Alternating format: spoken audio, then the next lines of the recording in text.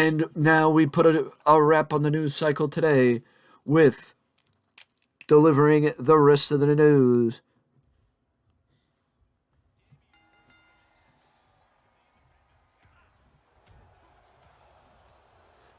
And the one thing that is fluctuating and going around is nobody seems to know what is happening with the WWE Hall of Fame this year. As in past years, WWE usually announces the first inductees sometime in February, but no inductee has been announced in this year thus far. But we have gotten up. There have been rumors that with the fact that Batista was supposed to go in either last year or the year before that, but couldn't appear because of his movie schedule, so they put off his induction to allow him to be inducted in a year where he could appear. So there has been heavy rumors that Batista could be the headliner this year. But there is also now a rumor that Mick Foley was contacted. This comes from Mick Foley himself. That Mick Foley was contacted by a rumored inductee, as the supposed inductee asked Mick to be the one to induct them into the Hall of Fame this year, as there are a handful of people that have yet to be inducted that Mick Foley could induct due to his relationship with them, as reported in, or as spoken of in the Cultaholic video that I watched. Stacy Keibler and Melina are two women that could be inducted, and on the off chance that it is going with somebody that has not been inducted, that could, credit the Attitude Era, as WWE tends to do in the Hall of Fames, it is possible that Al Snow could be one of the people that were inducted. But also I would like to point out that Terry Funk has yet to be inducted individually into the WWE Hall of Fame, and has only been inducted as a tag team with his brother, Dory Funk. So it is also possible, in my opinion, that WWE honors the Funker with a solo inductee, because I do think that, in my opinion, Funk would deserve a solo inductee as well. Or maybe WWE could go the route of having Foley induct somebody like Tommy Dreamer into the Hall of Fame, but I think it is more likely that maybe it is Stacy Keibler or Melina, as opposed to Tommy Dreamer, Terry Funk, or Al Snow. But I would love to know who Mick Foley is to induct, as the person who asked him to induct them apparently, according to Foley, reported back to WWE with the fact that they would like to have Foley induct them.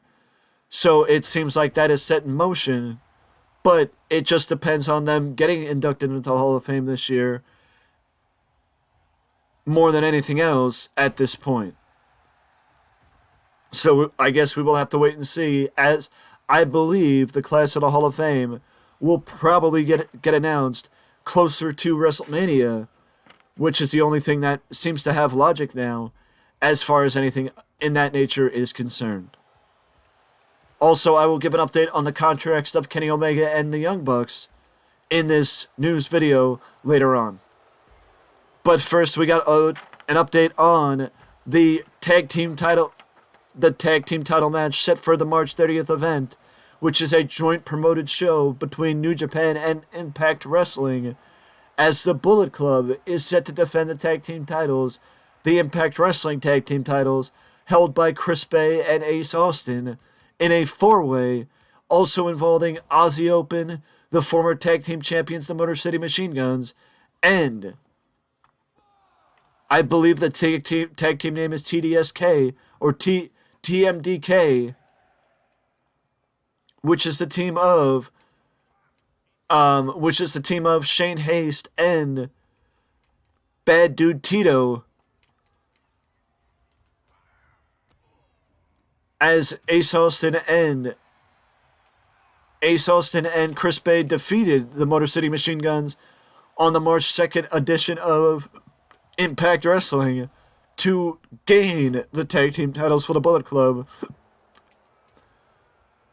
I mean, I for one have become a fan of Aussie Open since I'm happy that Aussie Open has become more stable presence around the wrestling world, competing in AEW and now Impact Wrestling as well. as a couple of months ago, nobody had Aussie Open on their match cards, and they were free and clear to compete anywhere and have really been popping up everywhere now. I mean, do I expect that that Impact Wrestling will change their tag team champions again? I think it is a little too soon to expect the Bullet Club to drop the belts, even in a four-way, but I do think that if anything, that this match will prompt the question of who will be the people to take the belts away from them. If anything, I think that's where we'll go, and that whoever loses will not get another opportunity, but the outlying teams will probably be the teams to get another opportunity in the tag team title picture within the ranks of the Impact Wrestling Tag Team division.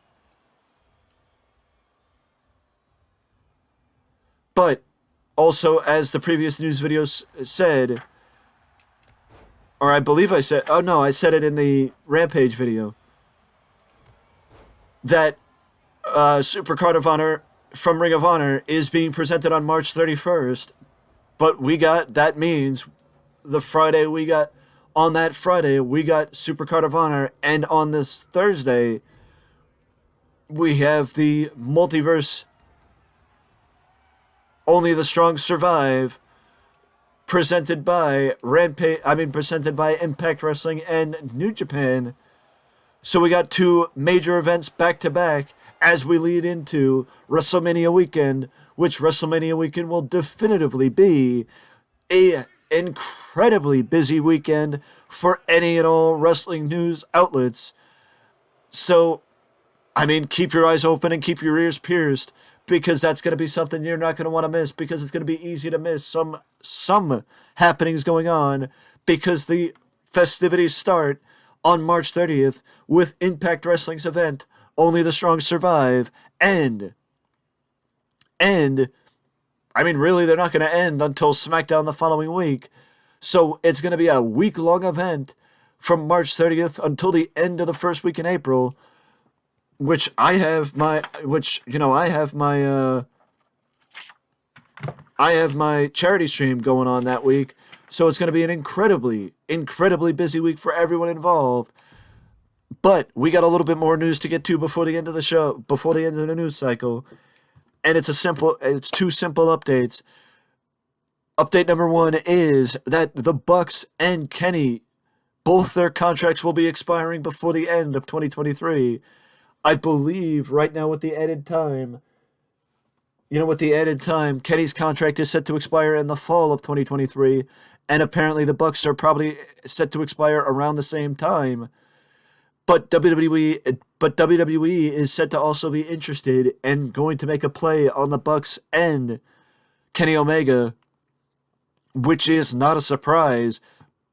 I think, if anything, the Bucks would likely stay in AEW, but it is possible that Kenny Omega could make the move to WWE